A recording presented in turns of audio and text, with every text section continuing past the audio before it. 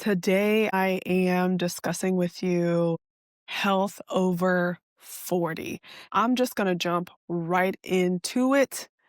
The first thing I want to say about health over 40 is that for me, it is more than just trying to lose weight. I have been on that journey far too long over my entire life. Now that I'm over 40, I'm looking at things a lot differently.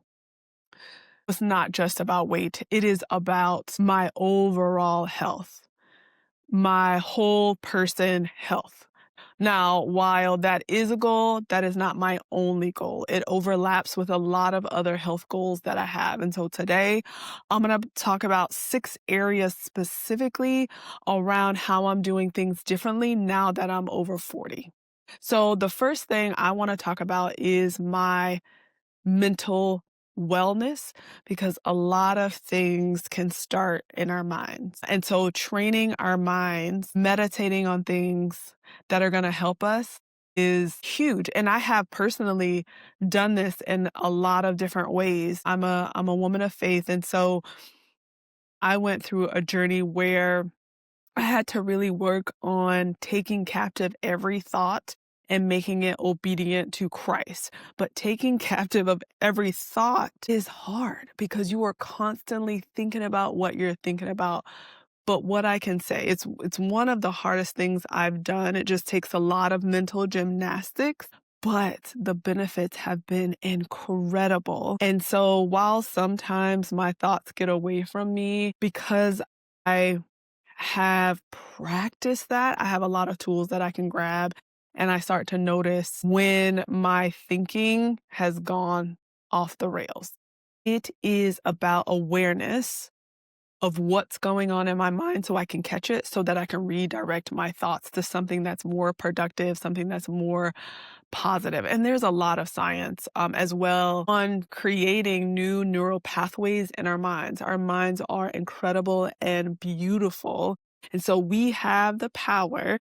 I know this sounds woo woo, but we really can change how we think. And so that is huge, taking care of my mental wellness.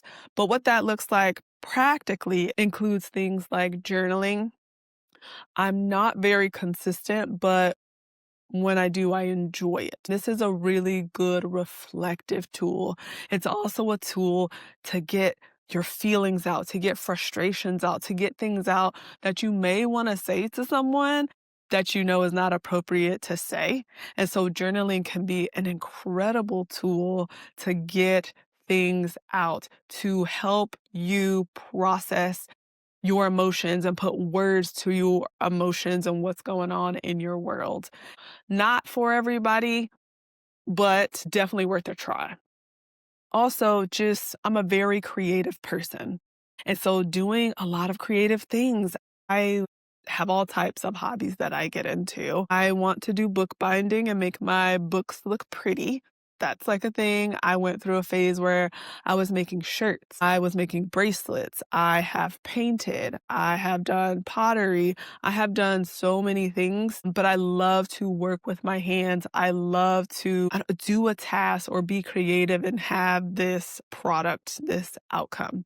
I also have done a little bit of knitting. So anything creative, I'm kind of up for trying, and that's a release. And also, it just makes me feel good. It's something that I genuinely enjoy. And that's a great thing to do as well regarding your self-care. Do things that you enjoy, that just brings you joy. That is so good for our soul. It encourages us, it fills our cup. So I encourage you to find whatever you enjoy and to try to incorporate that into your overall wellness. It really makes a huge difference. Next, meditation. It took me a while to get into meditation. I specifically like guided meditation. I've done some practices where the meditation is focused on increasing attention and focus, and that was incredible. I did it for 30 days straight, and I actually did notice changes in my cognitive ability, changes in active recall. I just felt I was a little bit foggy and I just would forget things really easily, so I didn't feel very sharp. But doing the 30 days of meditation, I actually did notice a difference. And again, I really like guided meditation. What I will say, but before I move on to the next point, is that meditation is not about emptying your mind. That is a really, really big misconception. Meditation is about awareness. And this is why I like guided meditation, noticing what's going on in my body. So you're going through each body part, scanning up and down. We are not judging, we are noticing how our body feels. Here is one example of why that is important. Sometimes our bodies can feel and have a automatic response to our external environment before it registers in our brain. So if we notice what's going on in our body, we are able to pause and address it and figure out what's going on. I have done it many times. Like, my body feels weird. I feel like I feel anxious, or I feel uneasy, or I feel my emotions or something in my body coming up to the surface. I have trained myself and practiced to be like, what's going on? Like, is it something someone's saying? Do I need to address it? All these things. So it's really important to be aware of our body. But meditation, I also do a spiritual meditation where it's also guided, but it's all about meditating on scripture. Again, not about emptying our minds, but being really focused with our attention. I remember reading a book, hold on, I think it's Peak Mind. I will put her name down in the comments below. She's a doctor and she talks about how our brains are made to wonder. And so people get upset when they meditate that their brains start thinking and jumping all over the place. And that is okay. That's what our brains do. What we want to do is notice when our brains do that so that we can bring it back in focus. So it's not that it's being distracted and thinking about lunch and thinking about dinner and thinking about getting our kids from school and all these things. It's about noticing when our mind shifts. It's noticing and being aware of the shifts. That can bring us back into focus and being aware of our present and what's going on. So anyway, I feel like I took way longer than I thought I was on that. The second is nutrition. My focus is not just losing weight, but it is losing weight and nourishing my body. I don't want to participate in fads and all these diets. I just really want to nourish my body and give it what it needs as I'm aging. One of the things I'm doing to help with nutrition is that I work with a dietitian. She is a registered dietitian. This is not a nutritionist. A nutritionist is not licensed. It could be anyone. There's no standard or anything like that to be a nutritionist. A registered dietitian has a license that can be suspended and taken away. And so she's a registered dietitian. She has worked at WIC. She works in the hospital setting. She's worked with cancer patients and children with sensory challenges, people who are on feeding tubes, and she has been doing this for like 20 years. My other tripod died on me, so I had to switch up my setup. So the angle might be a little different, but what I was saying is I understand everyone cannot afford to work with a dietitian. I actually just messaged her to see if she would be able to offer a discount to folks that I send her way. I'll have to get that figured out. But if you're interested, let me know down in the comments. She is incredible. I can put a link to her channel down below where she shares free information about nutrition. What I like about her as well is that she can work with patients who have different illnesses. So if you are diabetic, I know she has worked with folks who are in kidney failure. If you have certain issues, you're on certain medication, she can work within there. If you can't work with a dietitian. Talk to healthcare providers. See if it's covered in insurance. Reach out to dietitians to see if maybe they can do a sliding scale. If I think of more resources, I will put them down below. Next, spiritual wellness. This is actually the most important for me in this phase of my life. If you did not see my last video, I talked about overcoming overeating. For me, that has been a challenge my entire life. So with that, it almost feels like an addiction. And so something that I haven't really done before is to take it to the Lord first and really work on my heart. So that has been really important, putting my wellness into God's hands. That does not mean that I sit idly by and I don't do anything. Hence, I'm making this video about all the things that I'm doing. But it is so important because it's about a change in my mind and Him changing my heart. So I'm actually going through a study that my husband went through, and it's all on recovery. So I am going through that study. I actually have been doing really, really great, but the credit is not mine. It's really God's because I have kept him at the forefront, my daily bread, because food has a hold on me. So I'm working through it. But are there three scriptures I wanted to share with you that are so encouraging to me. The first is 2 Peter 2:19 says, "We are slaves to what has mastered us." That is a conviction for me. Your vice, your thing might be something completely different, but I don't want anything mastering me other than Jesus. And so that really spoke to me. Second is just some encouragement. Is which one did I want to read? There's a lot, but Psalm 107:13 through 14. God hears our cries and saves us. He brings us out of the darkness and breaks our chains. And then the last one is Jeremiah 30:17. I will restore you to health and heal your wounds.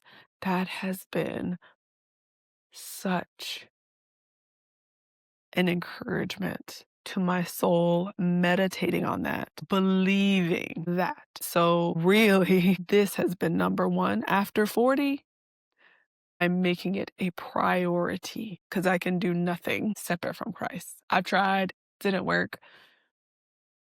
In addition to feeding my soul and my spirit around food, there is a therapist, and I think she says a recovering overeater, but she used to have challenges with binge eating and things like that, but now she is a therapist. So she has a wonderful channel. And so I extract some of the tips that she has that I feel like I can use to help me on this journey.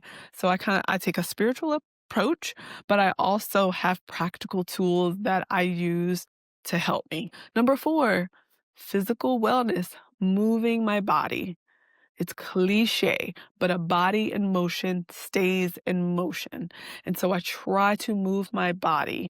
I'm prioritizing strength training, building muscle, lifting as heavy as I can in this season. And so that is also really, really important, especially for women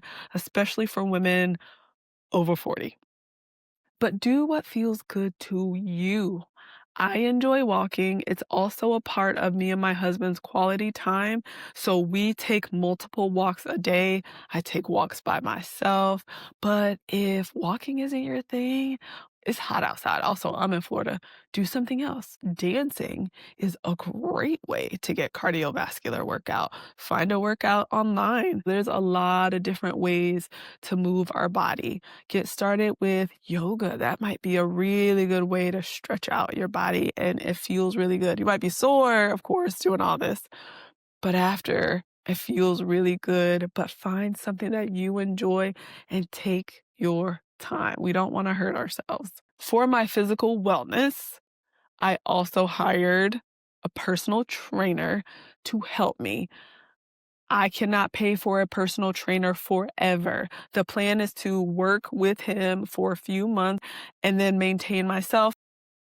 Next is a part of my overall wellness is my career. I have made plenty of videos about doing all the things. Actually, I have another video on an update around my career, but aligning my career with what I feel I'm called to do. I'm trying to figure it out, talking to all the people and my therapist and friends and my husband. That can be a sticking point and a pain point for people, and it can affect, all these other areas. So our career and what we choose to do is a part of my wellness because a lot of time is spent there.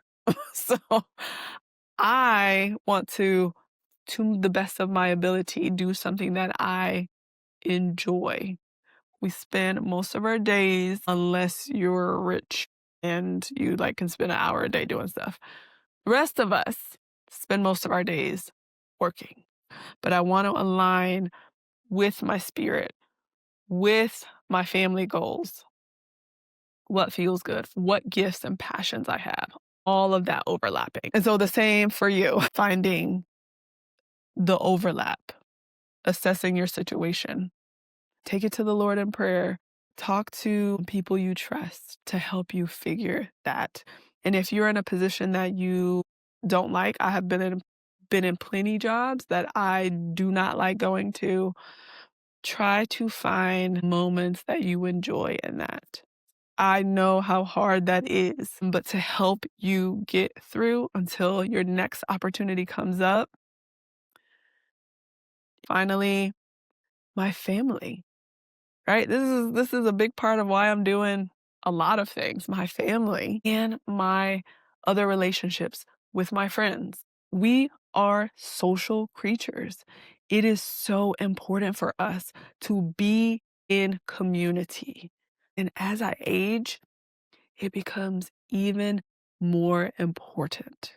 And so I am making sure my house first is taken care of. Right? I don't wanna do a bunch of all other stuff and my own home and house and family is a wreck. So that is my priority. But then outside of that, nurturing all the other relationships I have. And so I encourage you to do the same. We can find so much fulfillment in relationships. We're not made to do life alone. Find your community. It's gonna probably take time. You have to be careful, but they're out there. So those are all the things I'm looking at being a woman over 40. Back in the day, it was only about losing weight and getting snatched. Life is more than that. I am more than how much I weigh when I step on the scale. And the same is for you.